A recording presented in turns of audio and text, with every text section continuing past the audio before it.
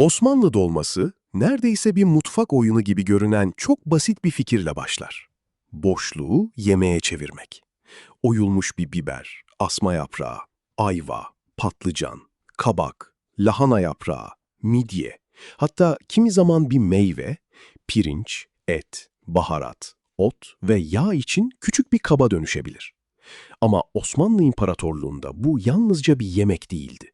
Bolluğu, düzeni, mevsimi, bölgeyi ve mutfağın farklı ürünleri tek bir teknik altında toplama becerisini gösteren bir dildi.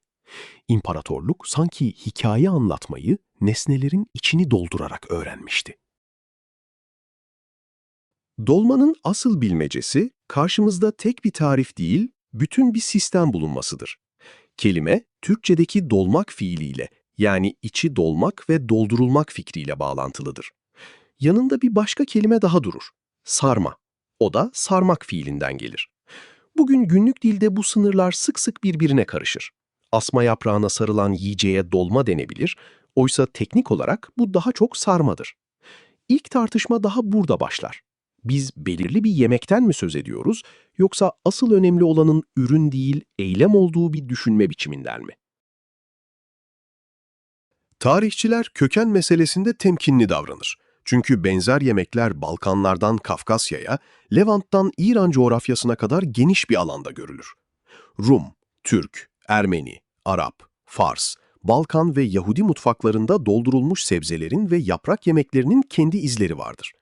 Bu yüzden dolmaya tek bir mucit aramak yerine onu geniş bir Doğu Akdeniz ve Yakın Doğu geleneği içinde görmek daha doğru olur. Osmanlı İmparatorluğu bu geleneği topladı, düzenledi ve geniş bir coğrafyaya yaydı.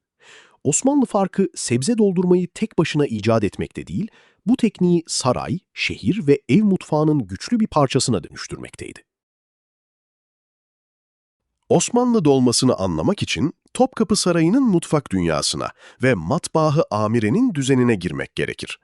Sarayda yalnızca padişah için yemek pişirilmezdi. Aşçılar, kilerler, satın alma düzeni, günlük iaşe ve tören sofralarıyla karmaşık bir sistem işlerdi. Dolma bu sistem için özellikle uygun bir yemektir. Çünkü dikkat ister. Sebzeyi biçimini bozmadan oymak, pirinci ya da eti tuz, yağ ve baharatla ölçülü karıştırmak, içi sıkı ama pişerken kabuğu çatlatmayacak kadar dikkatli yerleştirmek gerekir. Bu yemek kaba bir doyuruculuktan çok elin disiplinini gösterir. Asıl ilginç kısım malzemelere baktığımızda başlar. Erken Osmanlı dolmaları bugünkü tabakların çoğuna benzeyemezdi. Çünkü biber ve domates yeni dünyadan 16. yüzyıldan sonra geldi ve yerel mutfağa yavaş yavaş girdi. Demek ki eski dolma her zaman bugün aklımıza gelen domatesli, soslu kırmızı biber dolması değildi.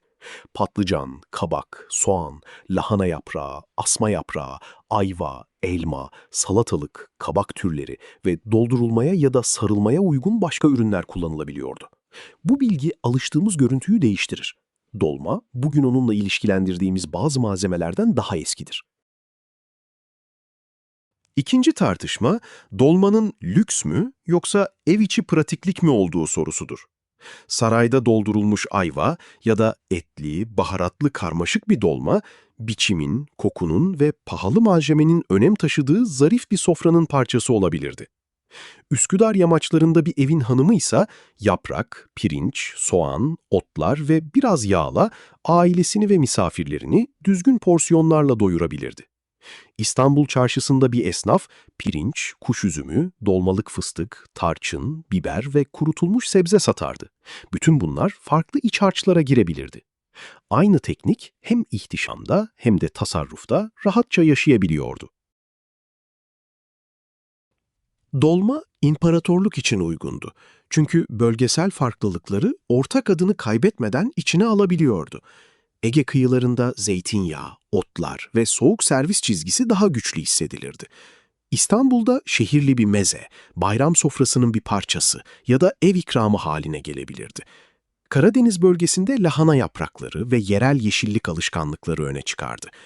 Güneydoğu Anadolu'da ipe dizilmiş kurutulmuş patlıcan ve biberler yaz hasadını kış yemeğine dönüştürürdü.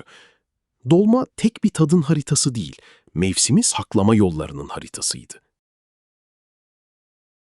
Burada saklama fikriyle beklenmedik bir bağ ortaya çıkar.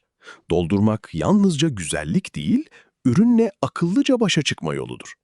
Kurutulmuş patlıcanlar, kurutulmuş biberler, salamura asma yaprakları, pirinç, bulgur, kuru nane, soğan ve baharatlar yemeği yalnızca bolluk anında değil, daha sonra da mümkün kılardı. Bu yüzden dolma pratik bir soruya cevap veriyordu. Yazın emeği, kışın nasıl sofraya taşınır?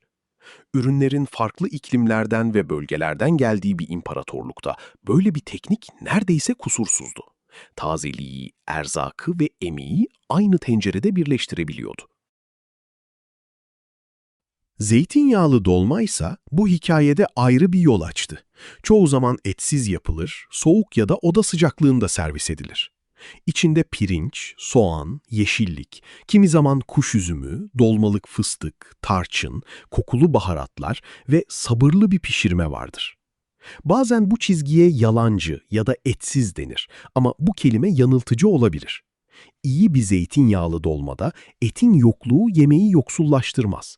Tam tersine zeytinyağını, soğanın tatlılığını, otların kokusunu ve baharatın ince oyununu öne çıkarır.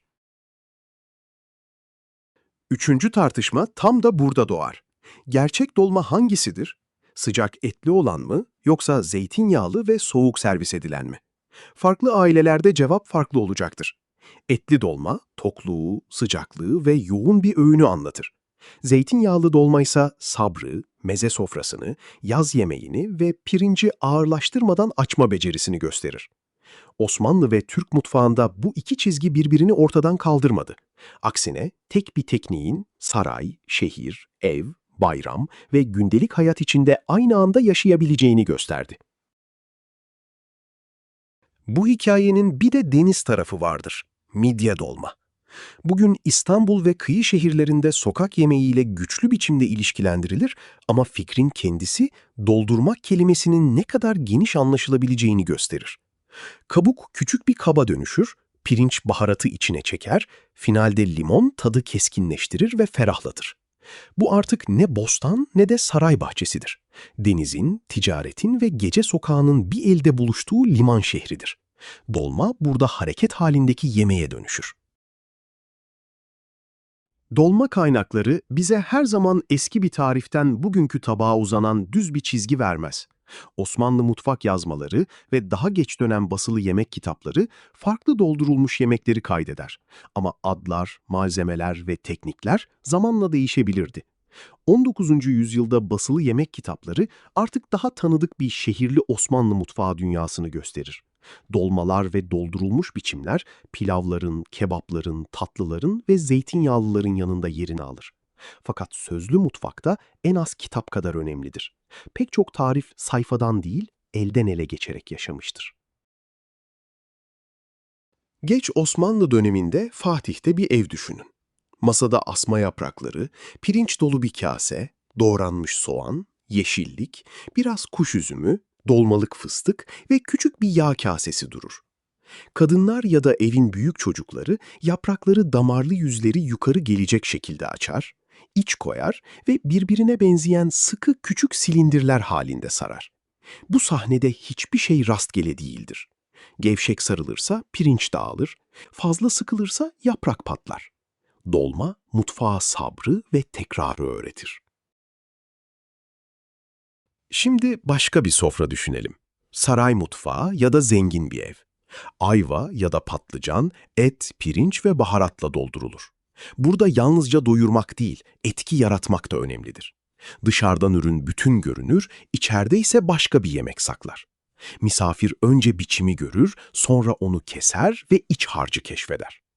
Osmanlı kültürünün tepsilere, sunum düzenine ve beklenmedik birleşimlere duyduğu ilgi düşünüldüğünde bu neredeyse sahneye ait bir harekettir. Dolma sırrını kesildiği ana kadar saklar. Bir başka önemli ayrıntı pirinçtir.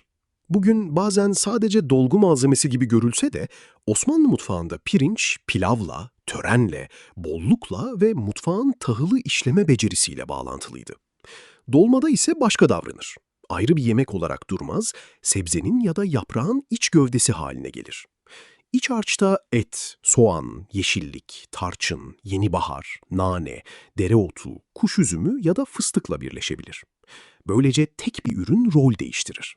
Bağımsız yemekten saklı temele dönüşür. Dolma neden bu kadar kalıcı oldu? Çünkü aynı anda birkaç sorunu çözdü. Bolluğu güzel gösterdi, mevsim sebzelerini değerlendirdi, bölgeler arasında tadı taşıdı, küçük porsiyonları sofra için kullanışlı hale getirdi ve aile yemeğine yer açtı. Önceden hazırlanabilir, sıcak ya da soğuk sunulabilir, etli ya da etsiz yapılabilir, pahalı ya da sade olabilir. Çok az yemek sosyal seviyesini bu kadar kolay değiştirip adını koruyabilir. Osmanlı tekniğinin gücü de buradaydı. Tanınır kalmak için tek bir merkeze ihtiyaç duymuyordu. Tarifin ilkesine indirgersek, dolma kabın seçilmesiyle başlar. Bu bir yaprak, sebze, meyve ya da kabuk olabilir. Önemli olan iç harcı tutabilmesidir. Sonra karışım gelir. Pirinç ya da bulgur, bazen et, soğan, yeşillik, yağ, tuz, baharat, kimi versiyonlarda kuş üzümü, fıstık ya da limondan gelen ekşi bir dokunuş. İç fazla doldurulmaz çünkü tahıl pişerken şişer. Ardından dolmalar sıkıca dizilir, su, yağ ya da sos eklenir ve biçim bozulmadan tat içeriden dışarıya geçsin diye yavaşça pişirilir. Ama bu tekniğin asıl anlamı tarifte değildir. Dolma, mutfağın sınırı nasıl değere çevirdiğini gösterir. Yaprak duvara, sebze kaba, kabuk tabağa. İç harçsa saklı bir hikayeye dönüşür. Tek bir yerde ya da tek bir halkta doğmadı. Fakat Osmanlı İmparatorluğu ona sarayın, çarşının, limanın, köyün ve aile sofrasının aynı fiille konuşabildiği geniş bir alan verdi. Doldurmak. Bu yüzden bugün tabakta bir asma yaprağı ya da pirinçle dolu bir biber gördüğümüzde yalnızca küçük bir meze görmeyiz. İmparatorluk mutfağının eski bir fikrini görürüz. Dünya, özenle kapatılmış tek bir lokmanın içine sığabilir.